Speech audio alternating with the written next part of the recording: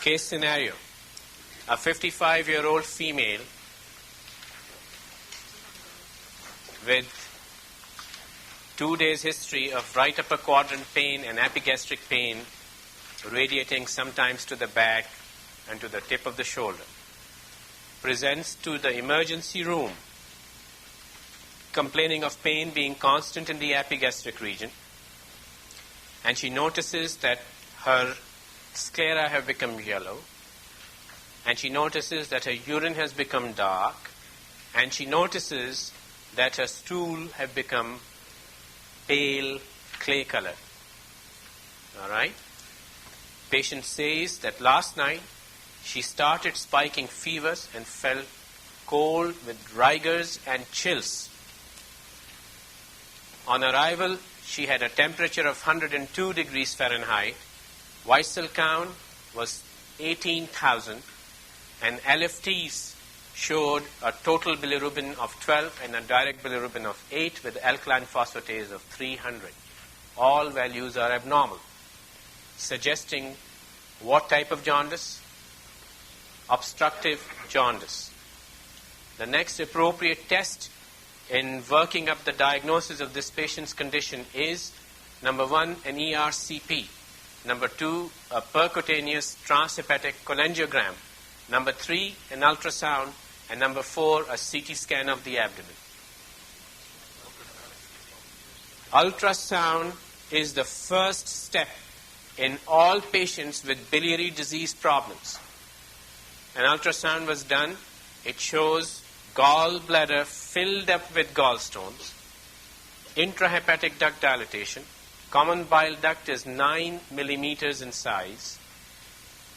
The next appropriate step in the management of this patient's condition is, number 1, take the patient to the operating room and do a cholecystectomy with exploration of the common bile duct.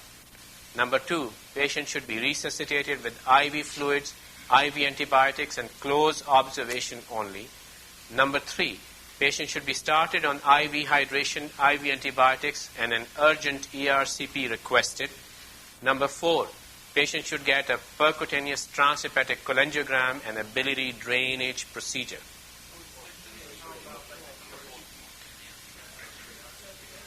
What is the diagnosis, guys?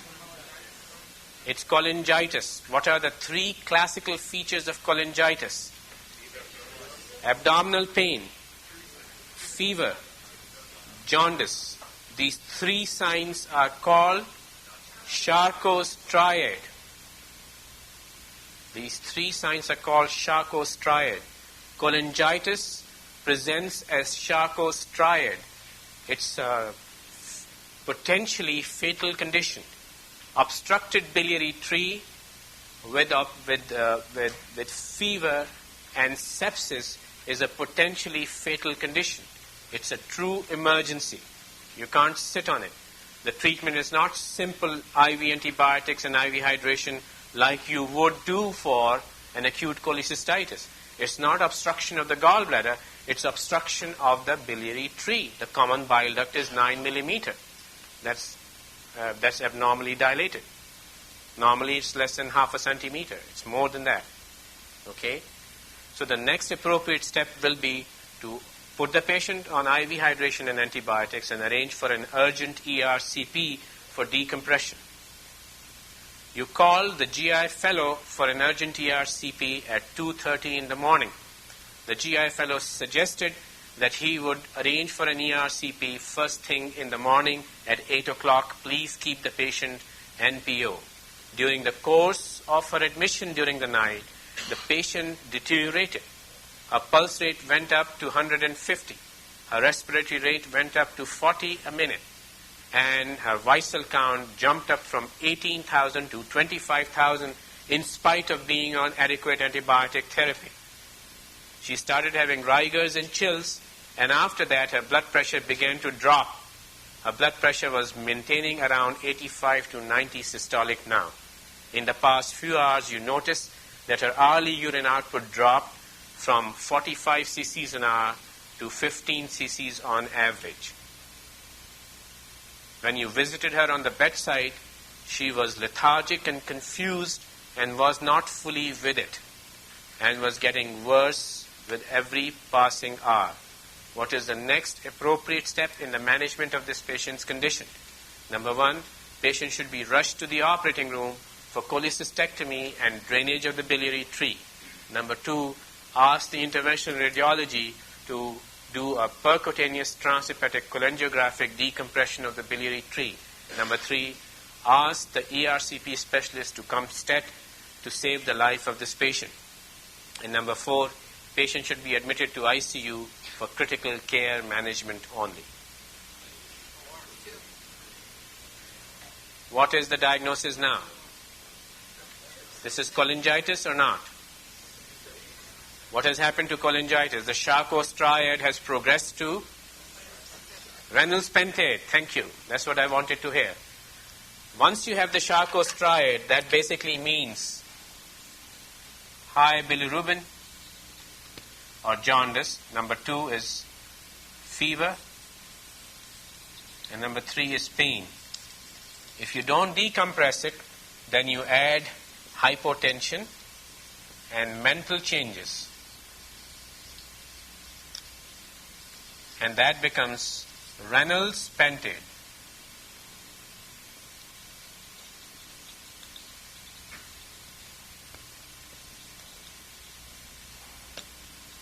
Now, can you do an ERCP here? Would you do an operation here? Is she a low risk or a high risk patient for surgical intervention?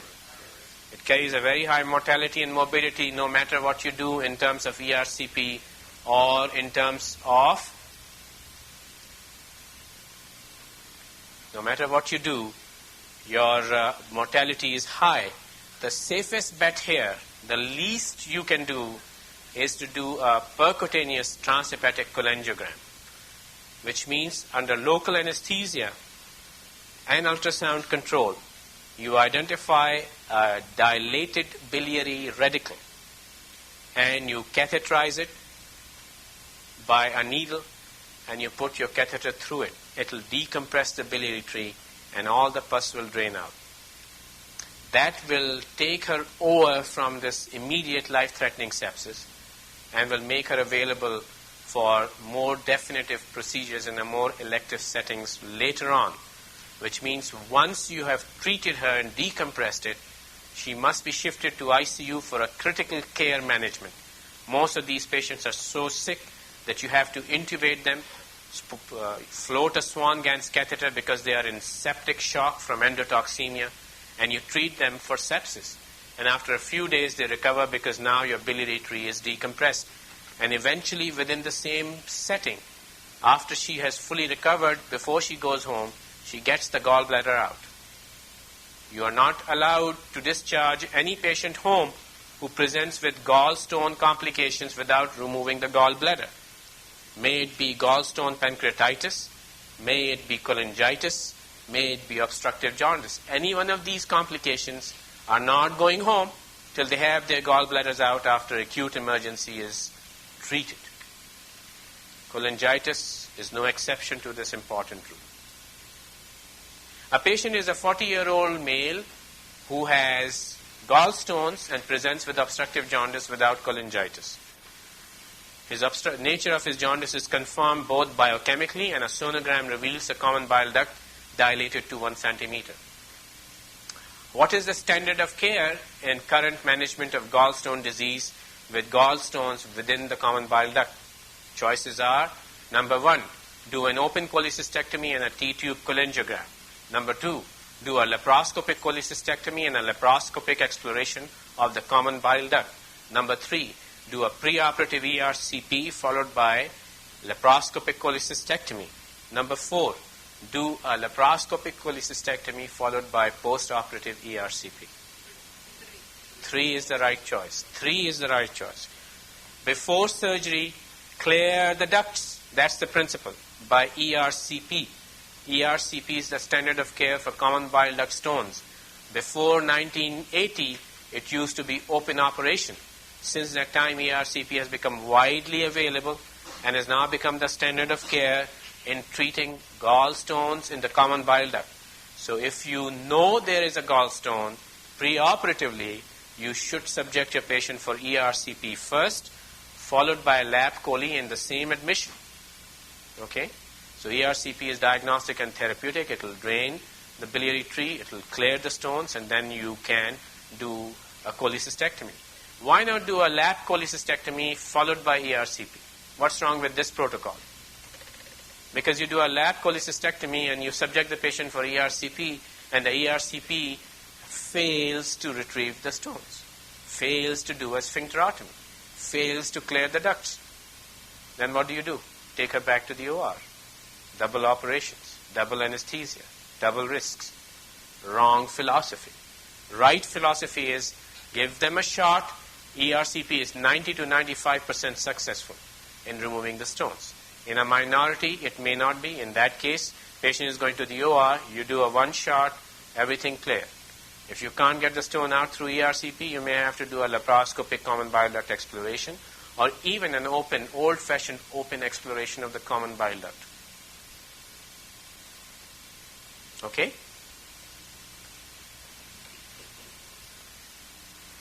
So you talked about Reynolds pentate, Charcot striate, and you talked about the choledocholithiasis, which means stones in the common bile duct, and their management protocols.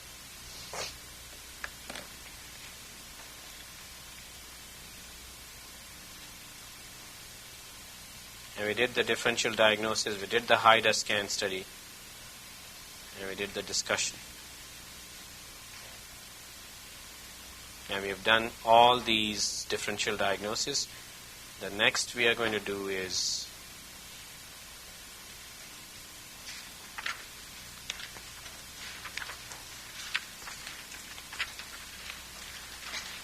chief complaint is abdominal distension.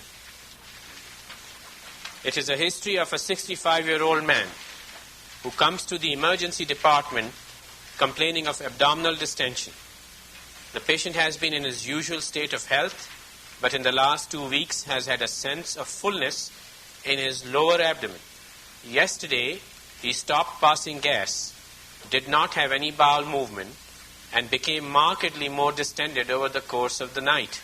He has vomited once and is somewhat nauseated. He also notes a 10-pound weight loss over the last 3 months. So there are quite a few buzzwords giving you the diagnosis already. On physical, he has recently noted that he is having more constipation with occasional diarrhea and stringier-looking bowel movements. He denies gross blood. He notices mucus and occasional dark stool. He denies dysuria. He has no significant past medical history. He is a somewhat thin, pale-appearing male in no distress. Vital signs are temperature of 37 degrees, blood pressure of 100/70, and a pulse rate of 110. Physical examination shows a non-tender, distended abdomen with hypoactive bowel sounds and tympany on percussion. There are no surgical scars, no hernias or palpable masses. There is no hepatomegaly.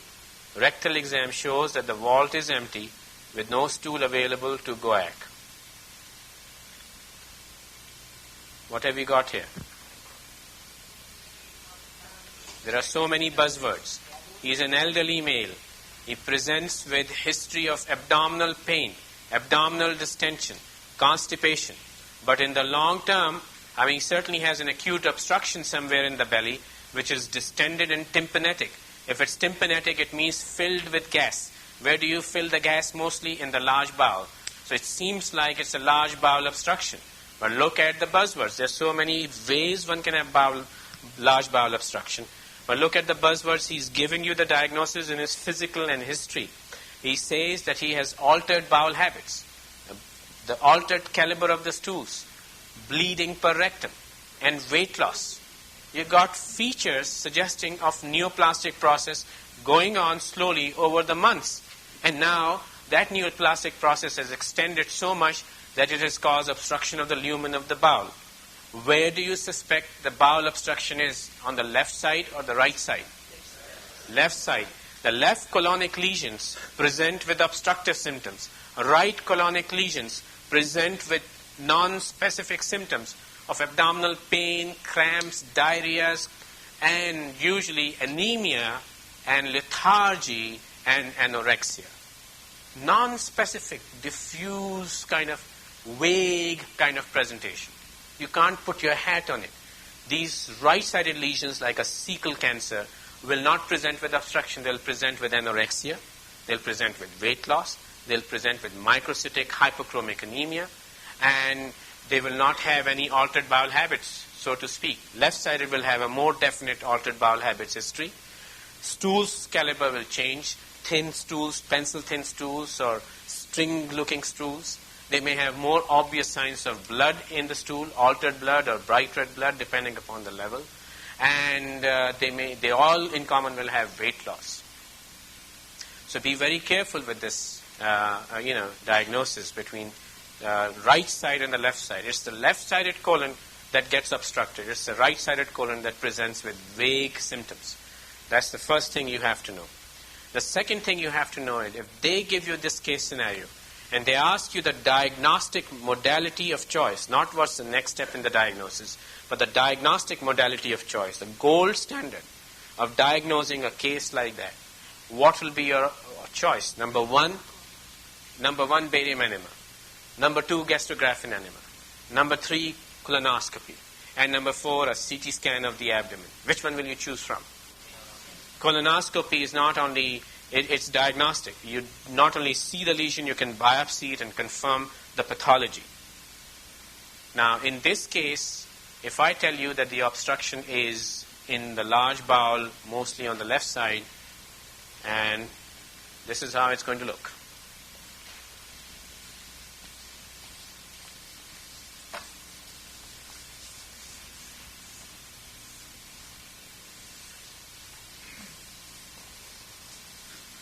Okay, so you get an X-ray of the abdomen, and they're going to show you the X-ray, and they're going to say,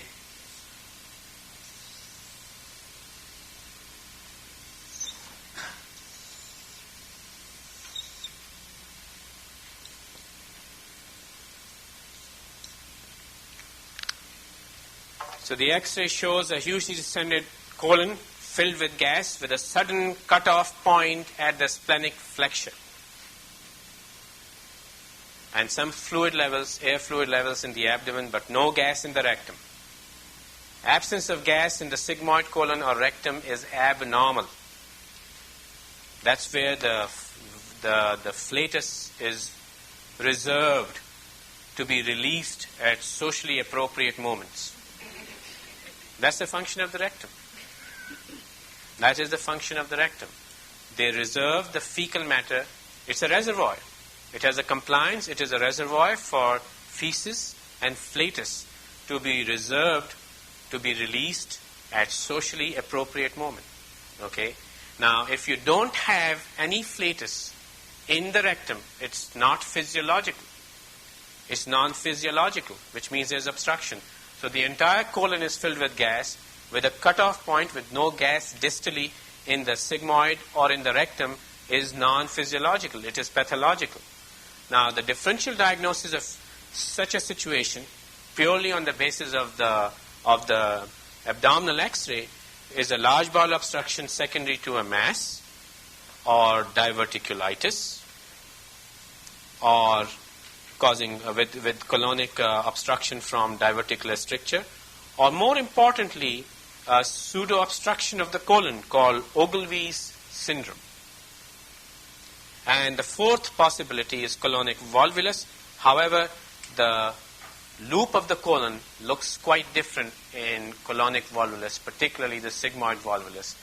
And we're going to discuss each one of them and differentiate them one from the other. Large bowel obstruction secondary to a mass. Presentation is classic in our note. Weight loss, altered bowel habits, and anemia. If you have a combination of weight loss, altered bowel habits, anemia, and blood per rectum, you have the diagnosis of neoplastic process. Diagnosis is confirmed by colonoscopy. Number 2, diverticulitis with the stricture of the sigmoid colon. Can present like that, but the presentation is going to be different. Patient will have symptoms of peritonitis, tenderness with rebound tenderness in left lower quadrant, Most common site for diverticulitis is sigmoid colon, and the diagnosis is confirmed by CT scan. For acute diverticulitis, you will not do a colonoscopy. You will do a CT scan.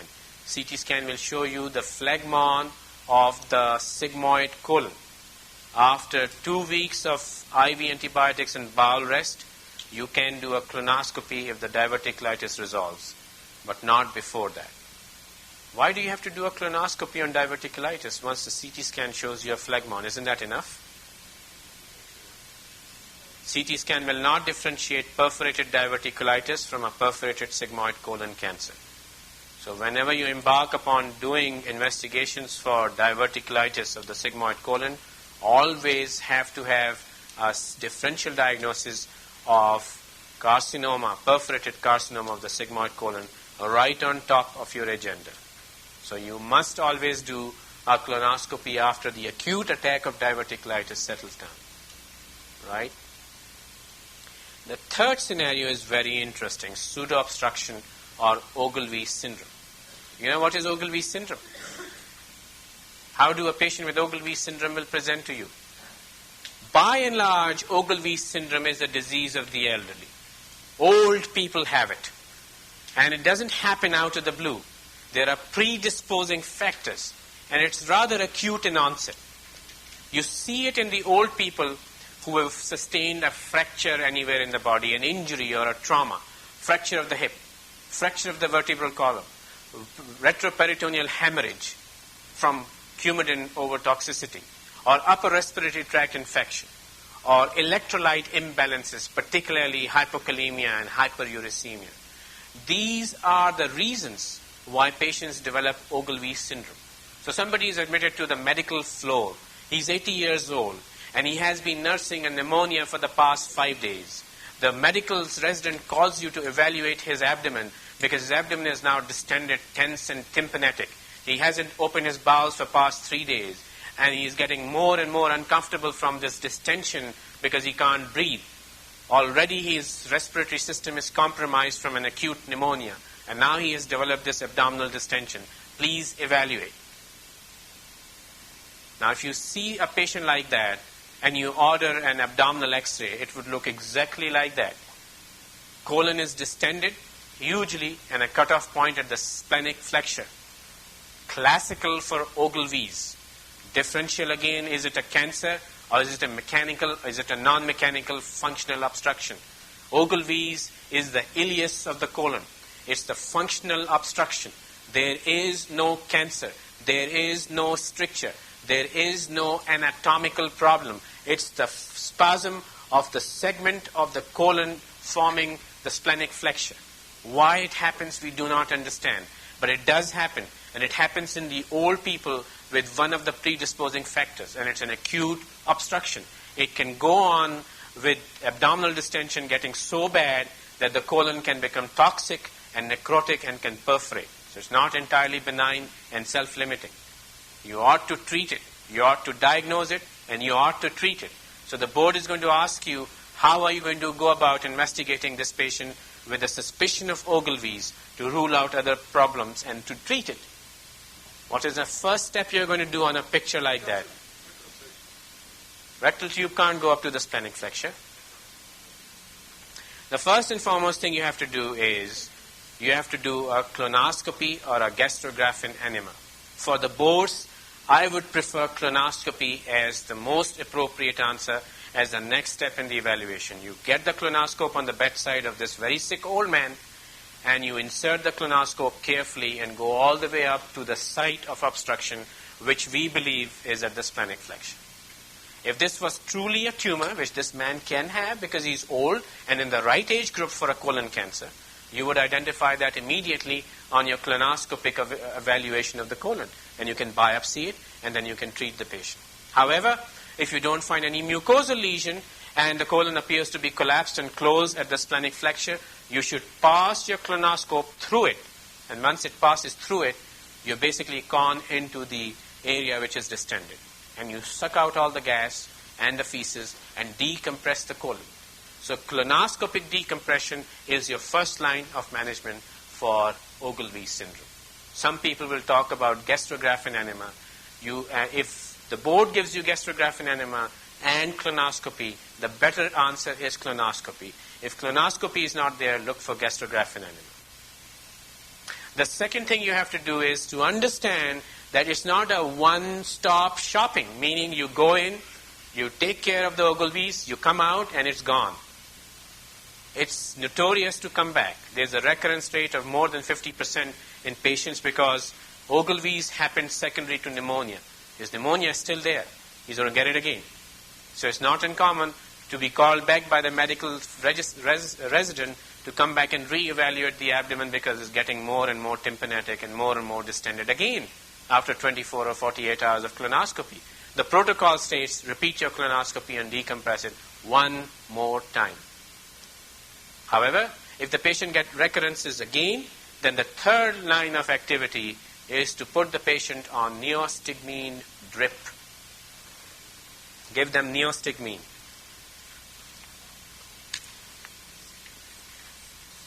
And the basis for neostigmine treatment for Ogilvie's syndrome is based upon the fact that the Ogilvie syndrome has to do something with the imbalance between the sympathetic and the parasympathetic innervation of the gut.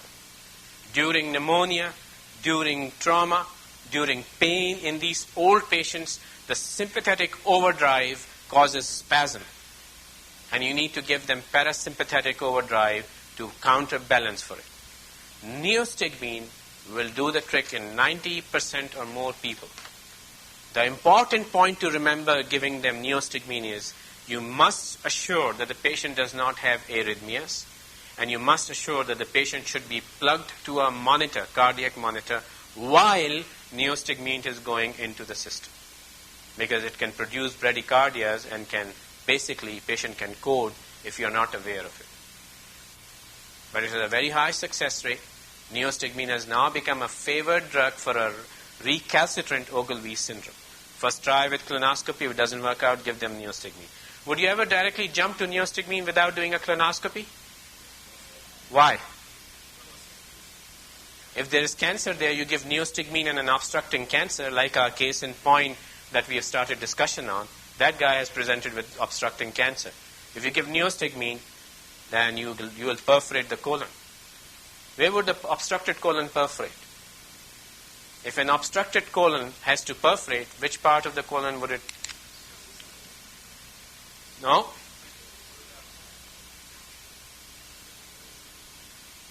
Law of Laplace. Portion of the colon with the widest diameter would have the highest tension on its walls once obstructed. Cecum is the one. And any cecum over 12 centimeter, that's the figure to remember. Any cecum above 12 centimeter has a very high incidence of perforation. So you have to rule out mechanical obstruction and decompress with colonoscopy twice. If it's recalcitrant and reoccurs over and over again, neostigmine. If neostigmine doesn't work after 24 hours, then you have to go in and do a cecostomy as a last measure, as a last resort. That's Ogilvie syndrome for you guys. Now this patient presented to you basically with a colon cancer. When you do a colonoscopy, because he presented to you with the right kind of history. He's old, altered bowel habits, blood per rectum, and weight loss. Right? He has got it all. That's not Ogilvie syndrome. Ogilvie syndrome is admission to a medical ward with pneumonia, with fractures, with pain, and sudden onset of severe pain. There's no history of weight loss, there's no history of blood per rectum, so on and so forth. So differentiate the two conditions. Once you have the diagnosis of cancer, how are you going to treat it? What kind of an abdominal X-ray am I showing you right there? Is it an emergency? Should you go in immediately? Or should you wait for a week, decompress him, prepare his bowel, and do the operation? Can you, if you need to, can you prepare his bowel with that kind of a picture? He's obstructed, his bowel cannot be prepared. So how are you going to operate on this guy? Diverting colostomy. Well, it's written in the notes. It's been mentioned from time to time. but it's not the state of the art. It's not happening anymore. In the 1990s, we are doing other things. By and large, if the colon is not perforated, you should be able to remove the entire colon. If the obstructing cancer in the splenic flexure, you should do an extended right hemicolectomy, which means take out the entire colon from cecum to the splenic flexure, along with its draining mesentery, and join the remaining small bowel with the sigmoid colon. That is called extended right hemicolectomy. Diverting colostomy is becoming less and less common, but when you have a sigmoid colon cancer which is leading to such an obstruction, then taking the entire colon out, including the sigmoid, that is subtotal colectomy, is not a good idea.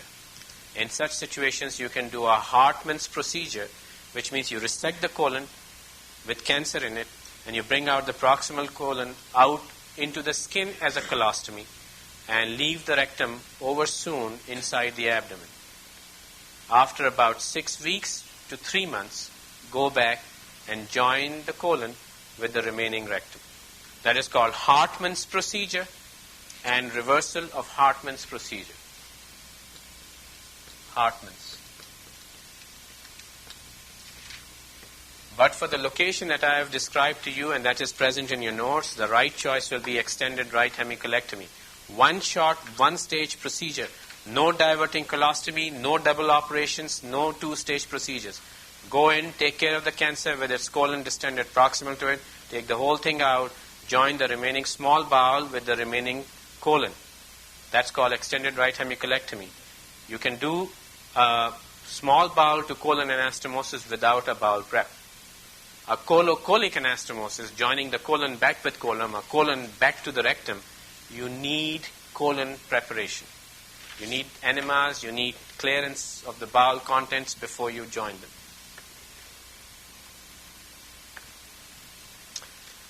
So on this man, we have worked him up and we found out that on x-rays he had dilated small bowel with air fluid levels and air in the colon to the point just distal to the splenic flexure.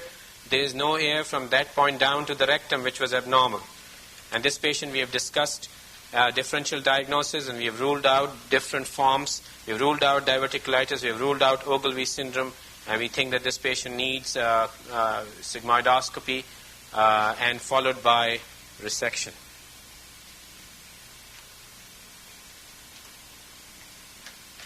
All right. Any questions here? It's unusual for me to invite questions till the break time. Okay. Moving on to the next patient.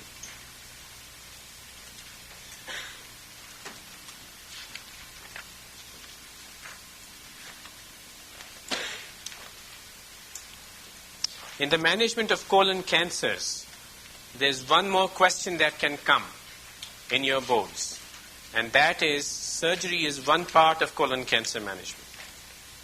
What if you did a colon resection on the patient in point and the pathology came back that the patient had a 5 centimeter colon cancer at the splenic flexure? It was an adenocarcinoma which was poorly differentiated, and 10 out of 30 lymph nodes were positive. What is the next appropriate step in managing this patient?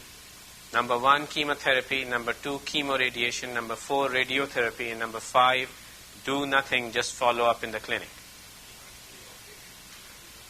Chemotherapy. Remember this. In colon cancer, there's no role for radiation as a general principle. It's chemotherapy for cancers which have gone beyond the confines of the bowel wall. If the lymph nodes are involved, if the liver is involved, if the lungs are involved, any metastasis, local or distant, beyond the bowel wall is treated by chemotherapy. Isolated metastases to the liver, less than 4 in isolated segment of the liver, can be resected in the form of liver resection. But beyond that, most of the time, chemotherapy is the standard. However, if this was a rectal cancer, with 15 out of 30 lymph nodes involved, then how would you treat that? Local radiation and chemotherapy. So chemoradiation is good for an advanced rectal cancer, but chemotherapy alone is for colon cancers. So please make that distinction in your management. And they have tested that. They've also tested one more principle of colon cancer. They have told you that the patient is a 60-year-old male who has presented to you with symptoms of colon cancer. Diagnostic modality was colonoscopy, which confirms it. But a staging CT scan shows that the patient has liver metastases and ascites consistent with peritoneal disease. So it's a stage 4 disease. Is there a role of surgery in advanced colon cancers, or you just treat it non-operatively with palliative chemotherapy? It depends, but as a general rule, is there a role for surgery in advanced cancer that you cannot cure by surgery alone? Well, in colon cancer and in stomach cancer, there is a role for surgery, and that is known as palliative resection. So remember the concept of palliation in surgery for colon cancer. People with colon cancer die a miserable death. Their gut is blocked, so they are constipated, they cannot defecate. They become distended, they can't eat anything. They bleed from their colon cancers, so they require repeated blood transfusions. And all of this can cause significant morbidity and discomfort and pain to the patients who are going to eventually die. If you remove their colon, you will relieve the obstruction, relieve the source of bleeding, and palliate their symptoms significantly so that their last remaining years of life are at least to some degree comfortable. Okay, so remember that concept too. That has been tested too. Now, next case scenario. Abdominal pain with nausea and vomiting. 67-year-old woman comes to the emergency department complaining of diffuse crampy abdominal pain with nausea and vomiting. The pain began gradually in the epigastrium 2 days ago, is crampy in nature, and in the last 24 hours has worsened. She reports some current nausea and vomiting. The pain is somewhat relieved after vomiting. The patient's last bowel movement or passage of flatus was last night. She was well and on no medications prior to this episode. Her past medical history is significant for a hysterectomy for fibroids 2 years ago. She denies any recent change in bowel or bladder habits or any groin, vulva or thigh pain. Her temperature is 37, blood pressure is 120/70, pulse rate is 110 per minute. Her abdomen is distended and tympanic with hyperactive bowel sounds. It is non-tender with no peritoneal signs. There is a lower midline scar extending suprapubically to just below the umbilicus. There are no incisional hernias palpating. There are no inguinal masses or vulvar masses identified. Rectal shows a minimal amount of GOAC-negative stool. Pelvic exam is negative for masses and tenderness. The remainder of the physical is unremarkable.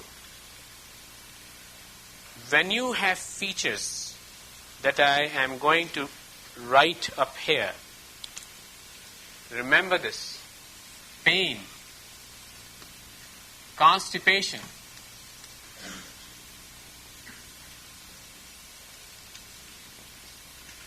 vomiting, and abdominal distension. These are the 4 cardinal features of obstruction of the bowel. Pain, constipation, distension, and vomiting are the 4 cardinal features of bowel obstruction. Bowel obstruction can be from 2 reasons.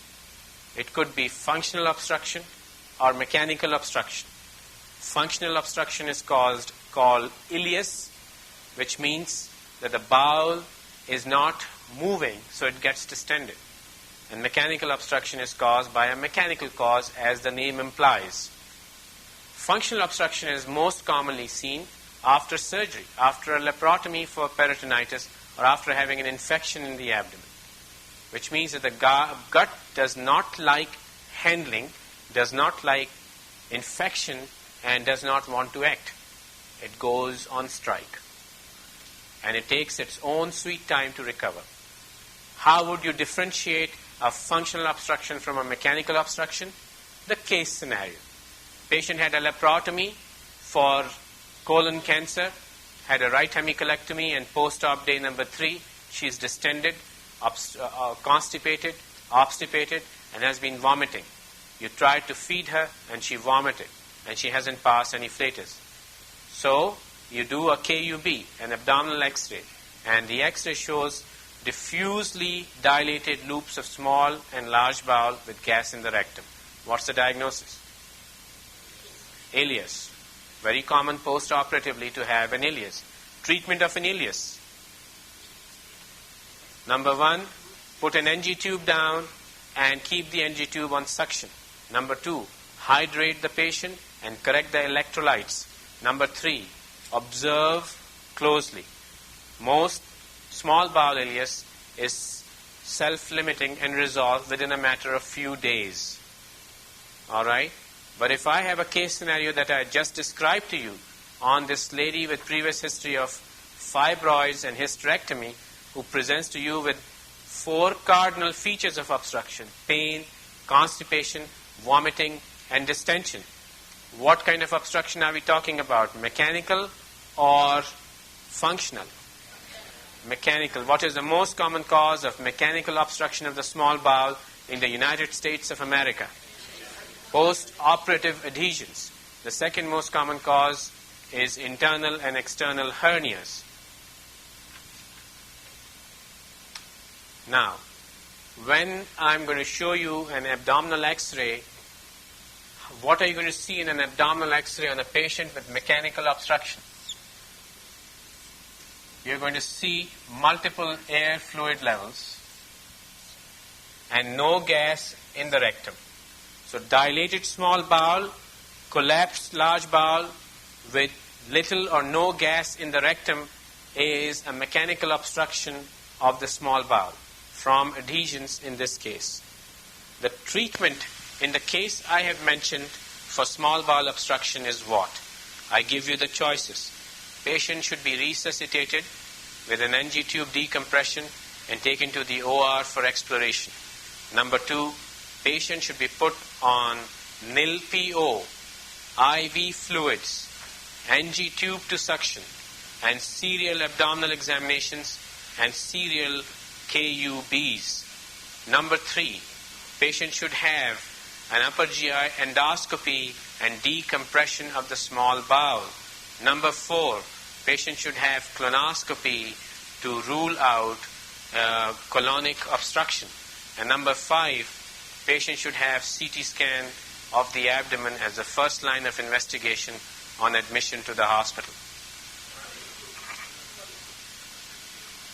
Number 2, what was number 2? NPO, IV fluids, NG tube, and close observation with serial abdominal films and abdominal examination. Why not take the patient to the operating room and do the needful once and for all? Why are you wasting time?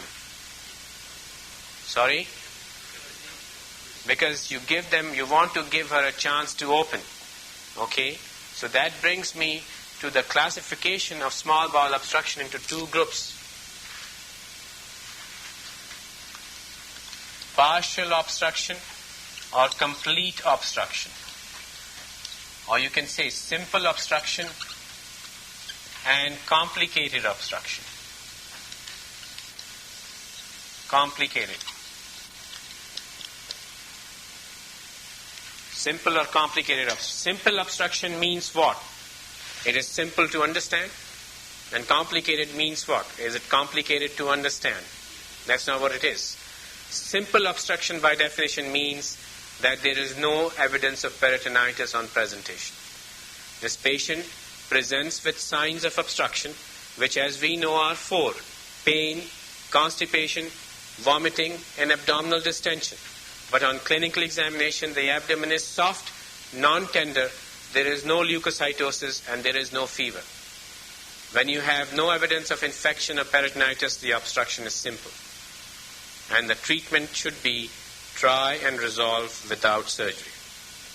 The reason of this philosophy is this. What if you have to take the patient to OR, cut out the adhesions, and the treatment will be 100% guaranteed resolution? However, do you guarantee that after your exploratory laparotomy and division of adhesions, that the adhesions will not come back? Each operation can form their own adhesions in future.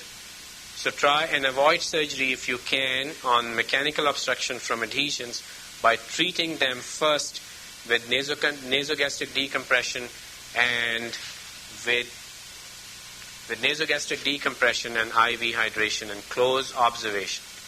If and only if the patient has no peritonitis. Now I'm going to continue with this case scenario. The patient was admitted to the hospital, IV fluids were started, and the patient had an NG tube that started suctioning bile-colored fluid, and about 500 cc's came out the moment it was inserted. Patient temporarily felt relieved, abdominal pain got better. After about 12 hours, you revisited your patient and found out that her pulse rate was 120, her blood pressure was 150 by 90 because of pain, and she was complaining of a lot of pain in the abdomen. Her abdominal examination was significant for distension, which was more than before. She had tenderness in the upper abdomen and with some guarding. A repeat white cell count came up to be about 16,000, which was elevated from 12,000 at the time of admission. A repeat abdominal X-ray showed that the patient's small bowel loops were more distended. Where are we heading now, guys? Now we are heading towards an obstruction that is becoming complicated, an obstruction that is not going to resolve. So if within 12 to 24 hours you do not see a complete resolution of a simple small bowel obstruction on the basis of NG tube aspiration and IV hydration, you have to intervene. If you don't, this patient may end up losing a large length of his gut on the basis of ischemia that you are going to neglect and allow to creep in. So the patient needs to get exploratory laparotomy and division of adhesions. And the board has tested both the scenarios. They like to test you on a management of a simple small bowel obstruction, and what would you do if the patient presents or become complicated small bowel obstruction. Another case scenario.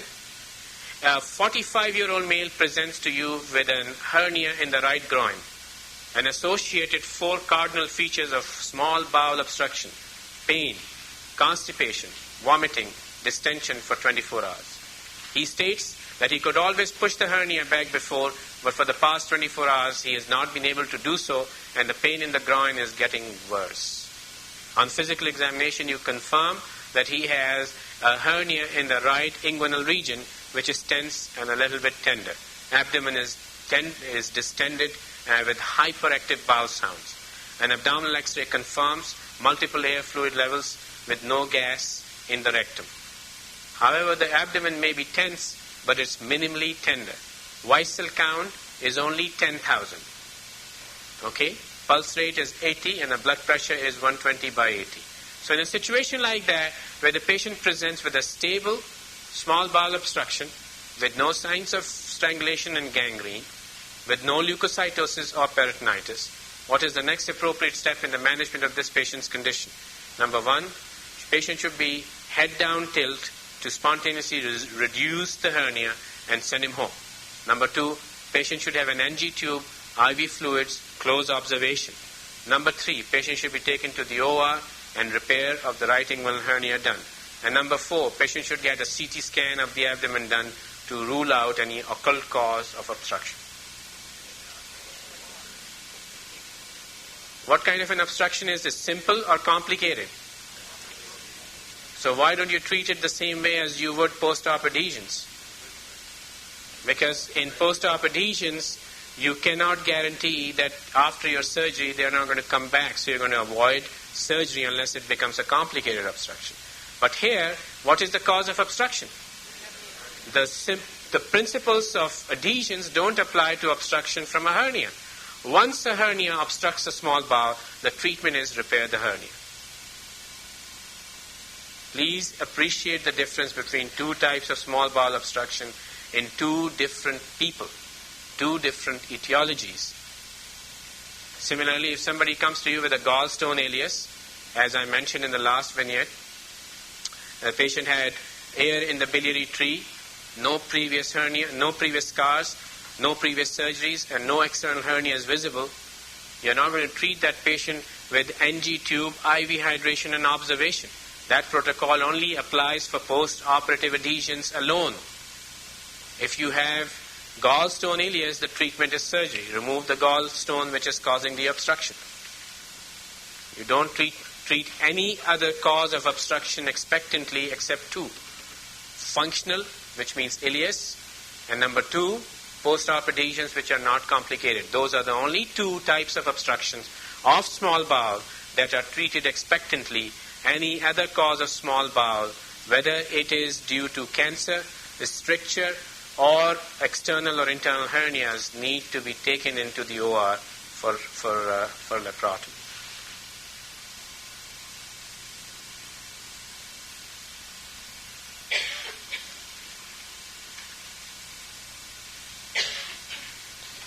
All right, we're moving swiftly forward. We want to start the next case.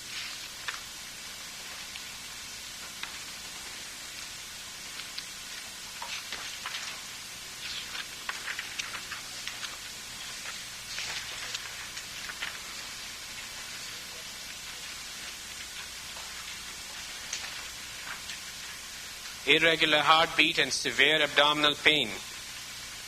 This is a 74-year-old woman with a history of atrial fibrillation who was brought to the emergency department because of a sudden onset of severe, diffuse abdominal pain. There is no nausea, vomiting, or recent change in the bowel habits. There are no urinary symptoms. She stopped taking her Coumadin 3 weeks prior to presentation. She is very uncomfortable and wreathing in pain. Her temperature is 37, blood pressure is 140/90, and her pulse is 105. Her respirations are 30 a minute. Her heartbeat is irregular with variable S1. Her lungs are clear. Her abdomen is slightly distended with hypoactive bowel sounds. She is diffusely tender without guarding, rigidity, or rebound. There are no pulsatile masses. Rectal shows brown stool that is trace GOAC positive. There are no rectal masses. What have we got here? Yes. You have to consider the diagnosis of ischemic bowel here at the top of your differential. Why? What are the buzzwords here that are giving you the diagnosis of ischemic bowel? The presentation. The presentation. Patient, there are two things you have to remember. Patient suffers from cardiac arrhythmias. She stopped taking her Coumadin, so she's predisposed to embolic events. That is number one. And number two is, what kind of pain has she got?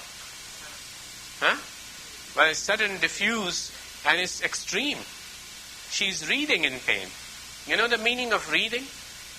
You're lying in the bed and moving all over the place. You can't find a place of comfort. It's extreme pain. It's agonizing pain. It's the severest pain one can feel in the abdomen. So when you go and look at your patient is in absolute agony. That's the word to describe them. And you expect them to be extremely tender, guarding, having rigidity, some size of peritonitis. And when you go and you see them, the belly is soft. The belly is soft. The abdomen is absolutely soft. And you say, what on earth is going on here? This woman is a malingerer. She's trying to con me. She's Munchausen syndrome. She wants me to operate on her because she likes to be cut. There's a psychiatric problem called the psych consult. Right? Am I right? Absolutely wrong. Because that's a classic presentation of mesenteric ischemia. Pain out of proportion to physical findings. Pain out of proportion to physical findings. That's the key word, guys. There are two things you have to look into. Number one is history of arrhythmias with discontinuation of Coumadin, so they are predisposed to it. And two, pain out of proportion to physical findings. When you have these two, you are almost certain that this is mesenteric infarct. Other differentials as perforated viscus, the patient will have a rigid abdomen. Pancreatitis, patient will have elevation of amylase and lipase, and the pain will be more tenderness and guarding, and peritonitis. Appendicitis is a localized pain unless the patient perforates, but the pain always starts in the right lower quadrant. Fecal impaction, but the patient is not wreathing in pain from fecal impaction, it's uncomfortable. Diverticulitis is mostly left lower quadrant pain with leukocytosis. And the diagnosis can be confirmed on diverticulitis by doing a CT scan. Once you suspect that the patient has mesenteric ischemia, what is the next appropriate step in confirming your diagnosis? Angiogram is the gold standard. What is the most common mesenteric artery that is involved in embolic occlusion in such cases? Celiac axis, SMA, or IMA? SMA is your most common. What is the treatment of a mesenteric ischemia? Number one, heparin. Number two, TPA infusion. Number three, exploration with embolectomy and bowel resection if needed. And number four, observation on heparin drip. Explore the abdomen, remove the embolus, evaluate the bowel. If the bowel is dead, resect it and anastomose the remaining bowel. If you are in doubt about the health of your bowel, come back 24 hours later for a second look laparotomy. It's almost a rule rather than an exception. When you do a bowel resection for ischemia, there's always a dusky bowel left inside. A little bit of a question mark, whether you should take it or whether you should leave it. You cannot resect the bowel without having a confirmed diagnosis of infarction. The bowel has to be completely dead before you take it out. Any bowel that you are doubtful, you try and preserve it because you don't want to give people short gut syndrome. So you join the remaining bowel and you keep the patient in the ICU intubated only to bring back the patient for a second look laparotomy. And that looks fine, you're fine. Okay? So that's the treatment for a mesenteric ischemia. We take a 5-minute break and we come back.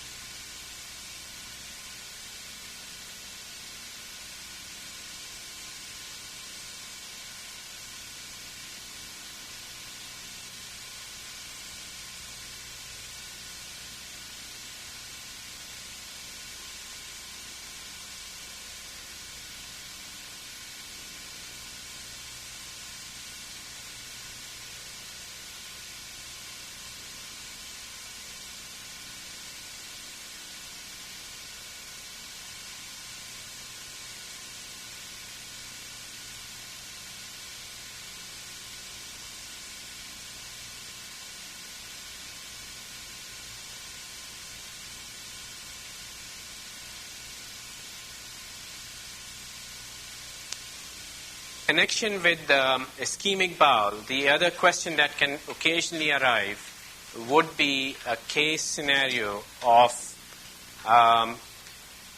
venous gangrene of the bowel, or not venous gangrene, but should I say venous occlusion, portal vein thrombosis.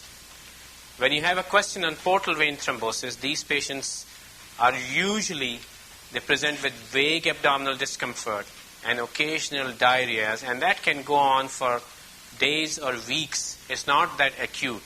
It happens over a period of several weeks.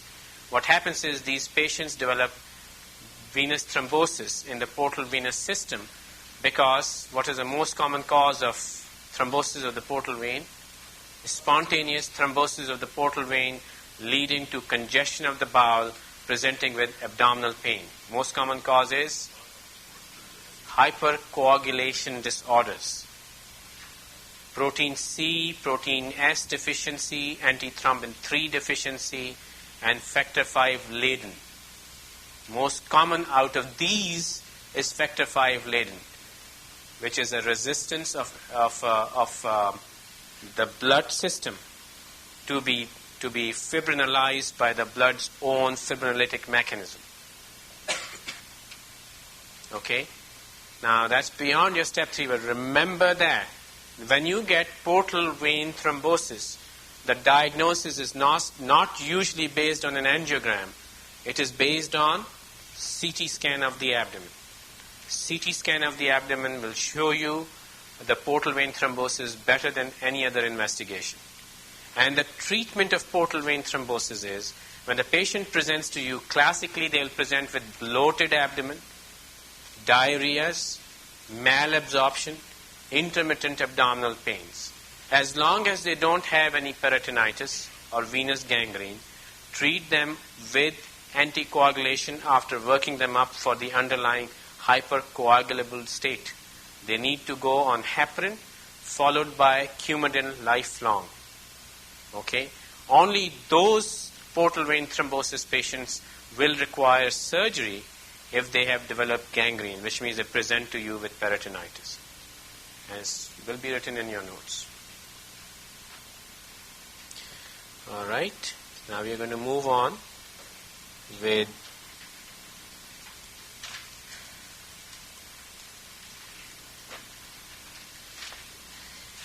the subsequent case. Chief complaint is sudden onset of pain in the groin and lower abdomen. This is a case of a 16-year-old boy who comes to the emergency department complaining of sudden onset of groin and lower abdominal pain. During afternoon football practice, the patient experienced severe lower abdominal and scrotal pain, causing him to double over. He denies any trauma to the groin, hematuria or dysuria. He is not sexually active. He is currently nauseous. His temperature is 37 and he is healthy appearing male in moderate to severe distress. The examination is all within normal limits except for a swollen, mildly erythematous right-sided scrotal sac with extreme testicular tenderness, slight elevation, and a horizontal orientation of the right testicle as compared with the left. There is no adenopathy, there is no prostatic tenderness or mass on rectal exam. No groin hernias is palpable, but it is difficult to assess the right side. What have we got out here?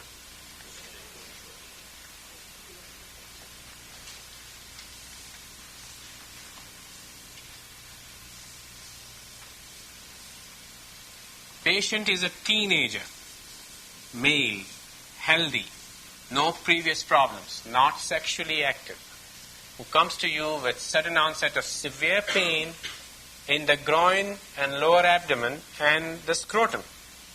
And on examination, this is what you see.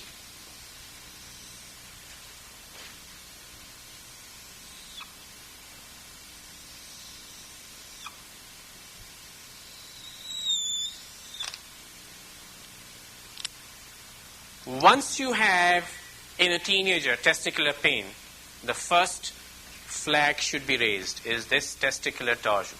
Without a doubt, that's your first differential. Nobody is going to harm you if you miss out a diagnosis of acute appendicitis. But if you miss out a diagnosis of testicular torsion, you are in serious trouble. It's inexcusable. It's inexcusable because it's 110% preventable to survive. Okay? The critical ischemia time for testicular torsion is 4 hours. Remember that. So you got 4 hours, and the patient usually presents to you before that because the pain is severe. So the pain is not only in the scrotum or the groin, it radiates all the way through to the back or the lower abdomen. And why is that? Why does the pain radiate to the abdomen where the testicle is the scrotal organ? Because embryologically, testicles were formed in the abdomen and the nerve supply is maintained. They travel down and reside in the scrotum for a very special reason. They want to remain in the subnormal temperature of the body. They want to remain cool for spermatogenesis to proceed. So the blood vessels and the nerves travel down into the scrotum from the abdomen. But whenever there is trouble, they go back to the origination, which is lower abdomen. Okay? The child or the boy is going to present with severe pain in the scrotum, groin, and lower abdomen.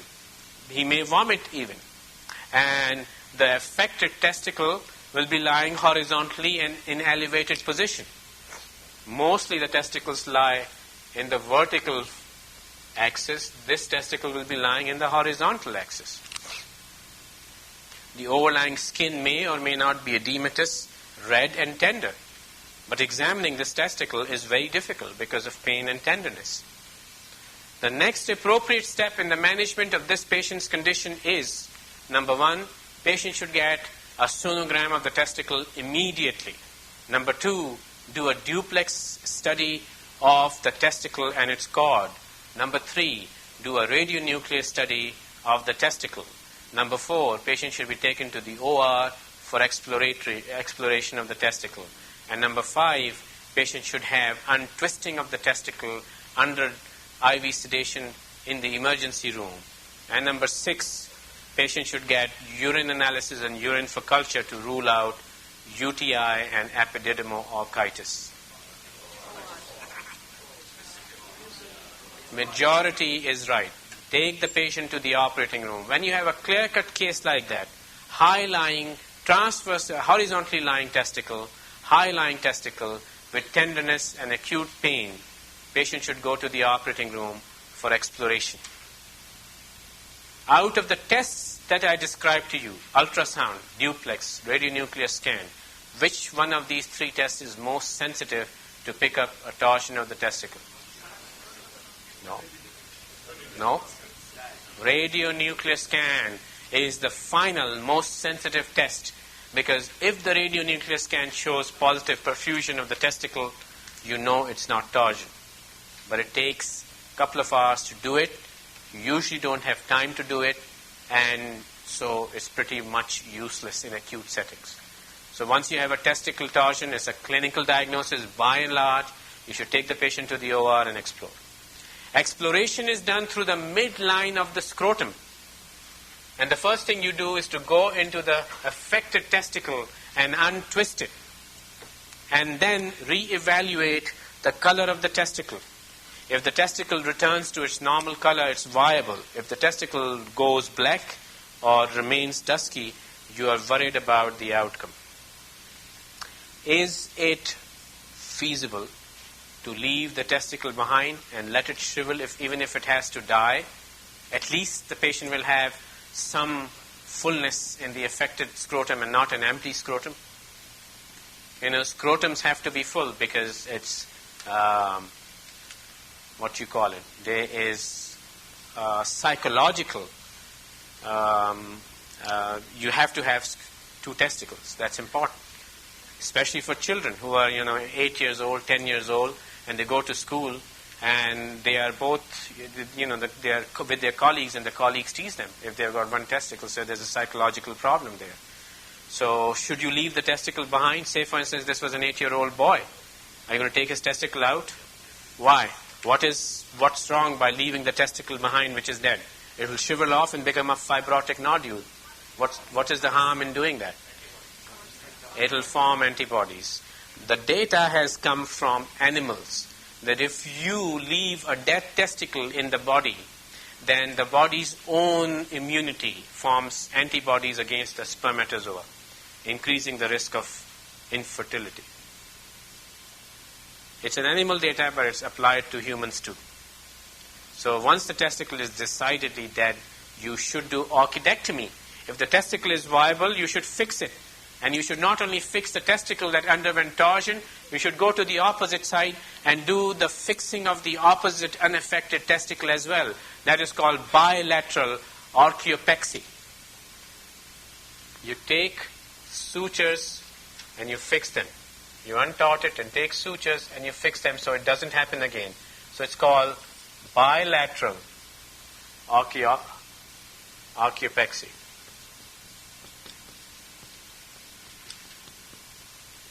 That's the treatment. Okay?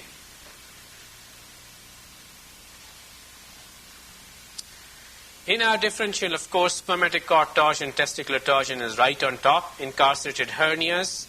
How would you differentiate an incarcerated hernia from testicular torsion? In an incarcerated hernia in the scrotum, you can't get above the swelling because the hernia is coming from above downward. So the whole area is thickened and you can't get above the swelling. Tumor hemorrhage. That can happen. But is it the right age group for tumors? 12, 15, 16 years old?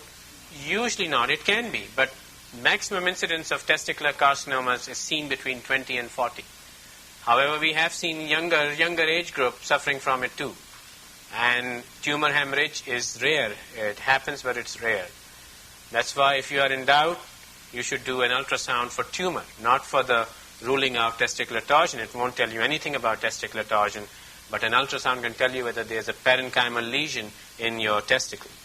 Epididymitis is one of the most common scenarios that confuses the picture with torsion. But in epididymitis, you won't get transverse lie and elevation. You may get tenderness. You may even get skin changes. But the transverse lie and elevation is classical for torsion. If you are in doubt, always go for an ultrasound in such situations to confirm the epididymitis. And orchitis, the same stands true for orchitis. So complete blood count, urine analysis, and abdominal x-rays are done as initial workup, and we discussed the different plans, immediate surgical detorsion, and we have discussed the differential diagnosis. So moving on to the next case. He has been stabbed. I have done this case with you guys in trauma. This is a stab wound to the mid-abdomen. I'll leave you to study that because it has been discussed in the first 2 hours in the morning. It is about penetrating trauma to the abdomen by a stab wound, and we know the protocol of how to deal with the penetrating trauma of the abdomen from the stab wound. Primarily differentiate between penetration and non-penetration. If the patient is obviously peritonitic or hemodynamically unstable after an abdominal stab wound, he goes to the OR without further investigation. If the patient is stable, has got no peritoneal signs, and the peritoneum appears to be intact, no intervention is needed. If the patient has peritoneum which is breached, however, the abdomen is soft and non-tender, he needs to go to the OR anyway, because 30% of them will have missed injuries. Is there a role of CT scan in penetrating trauma to the abdomen? By and large, the answer is no.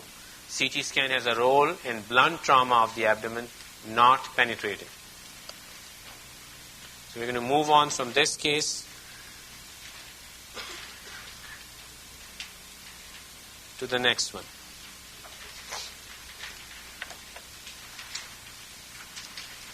"85-year-old, the complaint, the chief complaint is distended abdomen.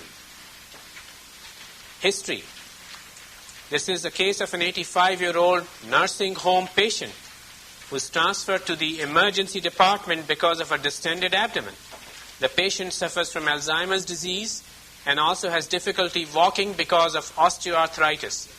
The patient is brought in by her aide, who tells you that the patient was in her usual health until 24 hours earlier, when her abdomen became bloated and no passage of flatus or stool was noted since that time. The patient had one episode like this about a week and a half ago, and it seemed to go away on its own. She has not been nauseous or vomiting. She denies any history of surgery or any intestinal problems. She has had no change in bowel habits, although she has had a long-term history of constipation. Her temperature is 37, blood pressure is 108/75. She is a slightly confused elderly woman in no apparent distress. Heart and lung examinations are normal.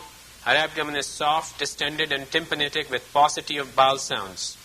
There are no discrete masses, hernias, or scars. Rectal examination shows no stool in the wall and no masses. What have we got here? What do you think is going on here? This is another case of large bowel obstruction. There is distension, there is constipation, there is vomiting, there is pain. But this distension is tympanitic, which is classically described for large bowel obstruction. We discussed Ogilvie syndrome. We discussed carcinoma of the colon causing obstruction. Now, this scenario is the third possibility of large bowel obstruction. And it is slightly different from the others that we discussed previously. Look at the presentation. Who is this patient? Elderly.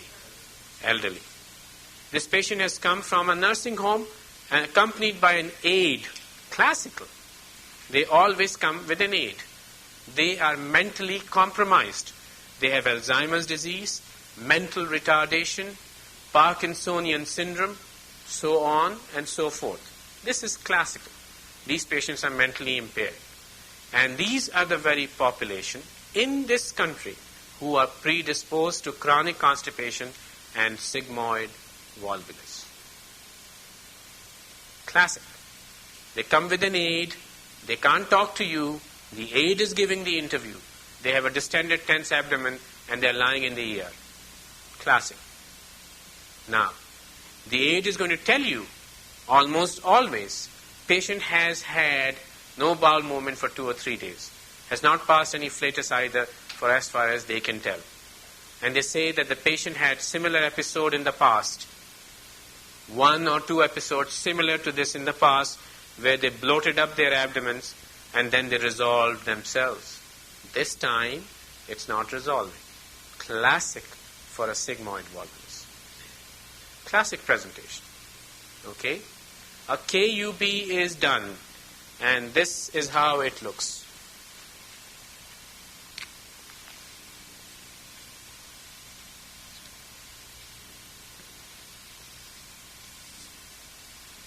A large distended loop of colon arising from the left lower quadrant going above to the right lower quadrant, and it has got a slit in here. It's called coffee bean sign. Coffee bean sign. They'll also use the term omega sign. It looks like an omega. They can call it a bird's beak deformity. There are several ways to describe it. Or an inner bent tube sign, which means that the whole colon goes up and comes down and hugely distends. Okay? The differential diagnosis here is very limited. You know the classical presentation, you know hugely distended loop of bowel. But the other possibilities here are other causes of large bowel obstruction. Ogilvie syndrome, cancer of the colon. Those are the 2 main ones. Ogilvie syndrome, you know, presentation is that of an elderly, of course, who is not necessarily mentally impaired, who is recently suffering from either trauma, fractures, or any condition causing pain like vertebral fractures, hip fractures, so on and so forth, who is on narcotics, or somebody who has upper respiratory tract infection. None of those have been mentioned in this. That's what we are trying to tell you. Identify the patterns to diagnose the disease. That's what step 3 is all about. They'll give you patterns of how the patients present in different disease processes. Okay? Ogilvie syndrome, the pattern is pneumonia, fracture of the hip, fracture of the vertebra. Old patient presents with acute obstruction with a cut-off sign. When they give you a KUB with a cut-off sign, that is Ogilvie's. Colon cancer comes with a chronic history of altered bowel habits, abdominal distension, bright red blood per rectum or altered blood per rectum. Patients have weight loss. Patient has symptoms of anemia. This patient has none of that. She is not giving history of weight loss, not giving history of anemia, not giving history of bleeding per rectum. This patient comes to you with a history of chronic constipation, mental impairment, nursing home, bedridden, accompanied by an aide. Pattern is different. Presentation is different. Please try and get these buzzwords.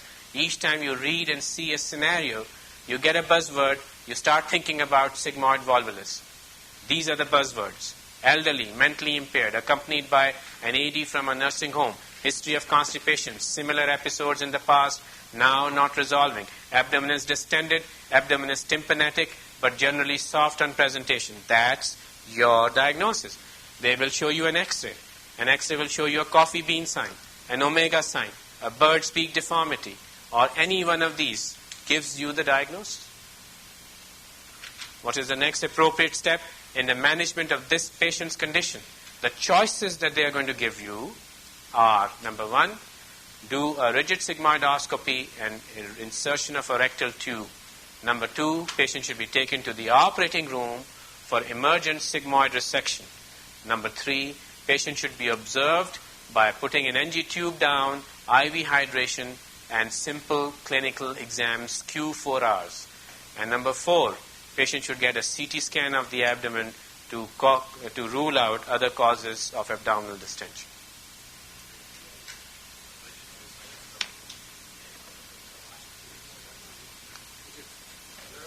Yes, rigid sigmoidoscopy. You do a sigmoidoscopy and you go right to the point where the sigmoid volvulus is. You know what is a sigmoid volvulus? It's a twist of a large sigmoid colon loop on its axis. What kind of obstruction is it? Is it a simple obstruction or is it a complicated obstruction? It's a closed loop complicated obstruction. It's a closed loop complicated obstruction, potentially speaking. And it's a chronic obstruction. It's not acute. It happens as an acute on chronic. It's a process in which the sigmoid colon twists and untwists, twists and untwists over and over again. So if you untwist it, if you succeed in untwisting it with a sigmoidoscope and passage of rectal tube, you would notice a gush of fecal fluid and gas rushing at you as you're trying to put a sigmoidoscope in. So those of us who are wise and experienced would ask their junior colleagues to do it for them. Sometimes you learn the hard way. Well, because it's widely available, logistically available, and it does the trick. Rigid sigmoidoscope does the trick in the majority. However, there is a situation where you cannot go right up to the twist with a rigid sigmoidoscope. Then you have to put in a flexible sigmoidoscope. That's an intelligent question by somebody who knows that sometimes rigid fails. That's good. But I want to keep things simple here for step 3. Once you put the rectal tube in, it's important for you to determine 2 things. What are they? Number 1, that the bowel that you have untwisted is viable and not gangrenous. And number 2, that this patient gets admitted, gets the bowel prep, and gets surgery done in the next available list. Because decompression of a sigmoid volvulus is not a definitive treatment. Surgical resection of the sigmoid is the definitive treatment. Why? Because if you decompress it, then tomorrow, next week, next month, or within several months, the volvulus will happen again. The recurrence rate is almost 90% or more. The only way you can treat them is by doing a sigmoid resection. So my question to you is, why don't you do a resection when you know you have to do the resection anyway? Why don't you do it at the time when the patient presents? Bowel prep, absolutely. This patient does not have a bowel prep, and if you do a sigmoid resection in an unprepared bowel, you have to do a 2-stage procedure. First you resect the colon, and you do a Hartmann's procedure, and 6 to 8 weeks later you come back and you reverse the Hartmann. So 2 procedures. So by doing a decompression, you do a single-stage procedure. All right? Now, a patient had sigmoid volvulus detorted. He was sent to the floors where he was placed on NPO and IV hydration protocol. After about 12 hours of admission, the nurse taking care of the patient on the floor calls you and tells you that his condition is looking bad. When the nurses make a phone call to you and tell you your patient is not doing well, you better go and see your patient. I tell you that.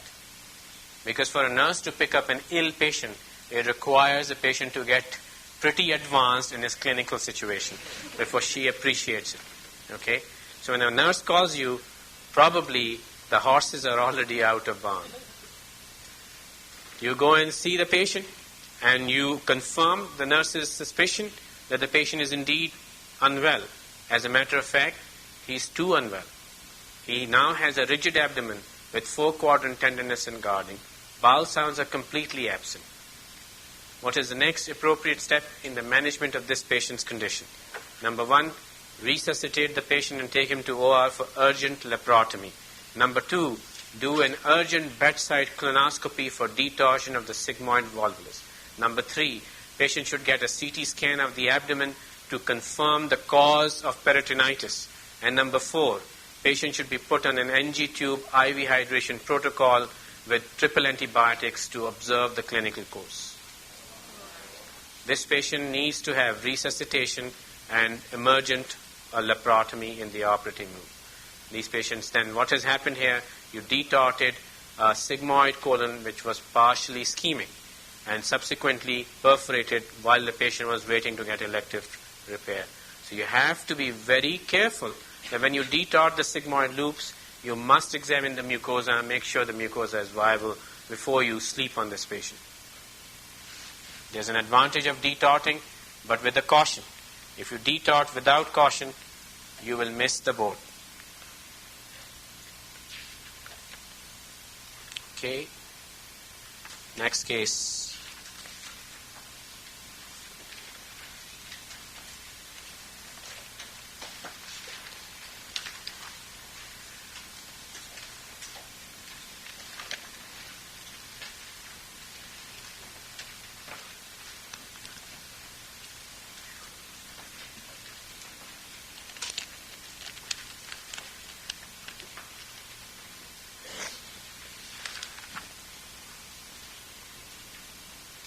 Okay. This is a case of a left-sided chest pain. It's a case of a 29-year-old man who comes to the emergency department complaining of left-sided chest pain. He was out with his friends drinking and had a violent fit of retching and vomiting with some blood specks. Shortly afterward, he noticed pain in the left side of his chest. He denies any history of cardiopulmonary disease or similar episodes in the past. He and his friends deny any illicit drug use. He is in mild distress. Vital signs are temperature of 37, blood pressure of 100/60, and a pulse of 120. Physical exam shows diminished breath sounds at the left base. His heart sounds are rapid without any murmur. Abdominal examination is negative for the signs of peritonitis. What have we got? When you have an alcoholic binging followed by repeated episodes of vomiting in your step 3, somebody goes and drinks and drinks and drinks and starts vomiting because of gastritis, or somebody eats so much that he starts vomiting, then you have to suspect 2 things that will happen in step 3. Once, when you start vomiting and you start seeing blood, large amounts of blood, you have Mallory-Weiss tear, Mallory-Weiss syndrome. That is one thing. Bleeding without pain. It's the tear in the gastroesophageal junction extending from mucosa to submucosa, exposing a blood vessel. Majority of Mallory-Weiss tears stop spontaneously. Those who don't will require an endoscopic electrocoagulation and very rarely surgery. On the contrary, if the patient develops sudden pain in the chest and no bleeding, that is spontaneous rupture of the esophagus called Boerhaave syndrome. Okay?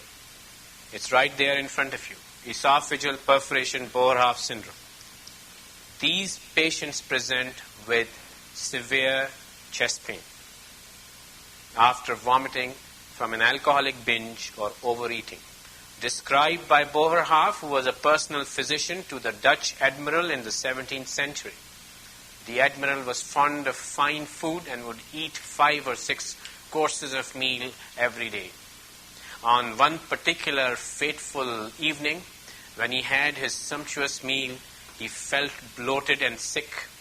He wanted to induce vomiting, so he tried everything from inserting fingers in his throat to drinking emetics to drinking olive oil to bring about profuse vomiting and relief of this pain. He vomited eventually several times. Finally, to his dismay, he developed severe chest pain. He sent for Boerhaave, who came and basically prayed on his bedside till he died, because he didn't know what the hell was going on. Boerhaave was inquisitive as to the VIP dying under his care and did an autopsy. And in his chest he found the contents of his sumptuous meal and described elaborately each one of them separately, including the olive oil that was used, plus the duck, plus the creme brulee and the custard. Everything was described in detail. After the classic paper of Boerhaave, diagnosis of this syndrome became widely available to others to know that esophagus can rupture after profuse episodes of vomiting. And it classically ruptures in the distal third of the esophagus, in the posterolateral segment, and the reason for that disruption is there the peritoneal coating is lacking. There is no serosa. This is called barotrauma of the esophagus from profuse vomiting. The patient will develop signs of mediastinitis, basically. It's a rupture of the esophagus with contents going loose in the mediastinum and draining into either the left or the right pleural space. Remember, you can get a question of ruptured esophagus with right-sided pleural effusion. Please do not be confused. Esophagus can drain on either or both pleural spaces at the same time. And mediastinitis is important. These patients develop tachycardia, tachypnea, and severe chest pain with high-grade fevers and die from sepsis from mediastinitis if not treated urgently. Classically, what you will be described will be the possibility of pneumomediastinum, air in the mediastinum. You will be given a chest X-ray and the air will be shown in the mediastinum. You don't see air in the mediastinum unless and until there is 2 possible injuries: esophageal damage or damage to the airway. Those are the only 2 ways you can get air in the mediastinum. Otherwise not. So if you put your picture of a patient who is vomiting profusely after alcoholic binge, who develops air in the mediastinum, or who develops surgical emphysema, which means crepitations and bubble wrap feel at the root of the neck. Crepitation at the root of the neck. That's classical surgical emphysema that develops after a Boerhaave syndrome. Okay? My first case of Boerhaave syndrome was basically crepitations in the root of the neck. To my utter shame, it was diagnosed not by myself but my medical colleague, who was called in to rule out an acute MI. In the differential diagnosis of Boerhaave syndrome is myocardial ischemia, spontaneous pneumothorax, esophageal spasm, aspiration pneumonitis, and may I add to this list, perforated duodenal ulcer. Because Boerhaave syndrome can sometimes present with peritonitis, rigid abdomen. The mischief has taken place into the chest and there is pleuritis, but the effects of pleuritis are felt by the peritoneum and the whole abdomen feels rigid. It won't be unusual for a patient with Boerhaave syndrome to present like a rigid abdomen and be confused with the diagnosis of peritonitis with perforated duodenal ulcer. So be cautious. It's important to get a chest X-ray on these patients, recognize that there is surgical emphysema and pneumomediastinum. And if you are in doubt, the classical investigation of choice here is, number 1, upper GI endoscopy. Number 2, gastrograph and swallow. Number 3, barium swallow. Number 4, CT scan of the chest and the abdomen. The gold standard is a contrast swallow. Classically, a gastrograph and swallow. If that doesn't show it, then a thin barium swallow. Barium is bad for peritoneum. It is not that bad for the mediastinum. So a thin barium is more sensitive than gastrograph in picking up a leak. If in doubt, get a CT scan of the chest, and if you see an air fluid level in the mediastinum, that's classical of perforation of the esophagus. If still in doubt, do an upper GI endoscopy, and if you see a bruised, you don't see a hole. What you see is the bruising of the mucosa of the esophagus. That's classical of Boerhaave. Treatment is emergent surgical intervention. If you treat these patients within the first 24 hours from the onset of damage, the outcome is good. If you treat these patients with after 24 hours, the outcome is bad. The treatment primarily is based upon the fact that the patient needs to have drainage of both the mediastinum and the pleural space by chest tubes and closure of the defect.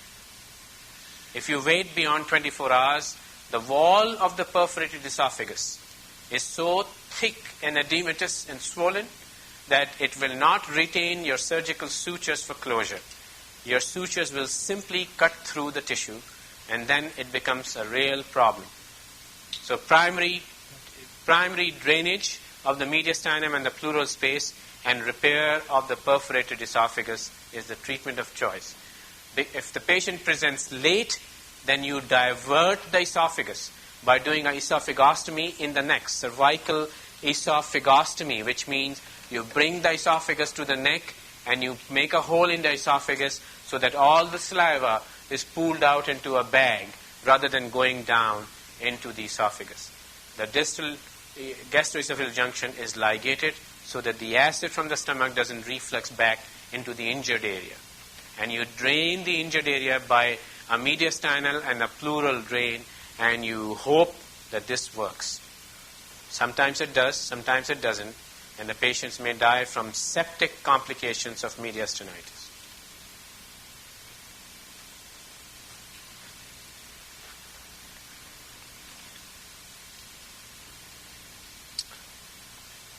So we have discussed the course, the investigation of choice, immediate operative repair, fluids and antibiotics, and we have discussed the myocardial infarction and the differential diagnosis can be, number one, in my patient here who is 29 years old, unlikely to get MI. You can rule it out by EKG and cardiac enzymes, particularly troponin. And spontaneous pneumothorax can be ruled out by a simple chest X-ray. Esophageal spasm usually presents with intermittent pain, and you can rule it out by doing a manometry. Aspiration pneumonitis, there may be a history of aspiration while having bouts of vomiting in an alcoholic. It is very, very possible, but the patient basically does not present with such severe pain, and gastrograph and swallow will be normal in aspiration pneumonia. If in doubt, you can do a CT scan.